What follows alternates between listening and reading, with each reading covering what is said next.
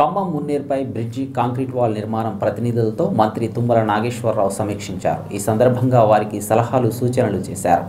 Cable bridge నిర్మాణం చేసి పురాతన బ్రిడ్జిని పర్యాటక కేంద్రంగా తీర్చిదిద్దుతామన్నారు. ట్రాఫిక్ పోలీసులతో సమన్వయం చేసుకొని రాకపోకలకు ఇబ్బంది ఏర్పడకుండా చూసుకోవాలని ఇరిగేషన్ అధికారులకు మంత్రి సూచించారు.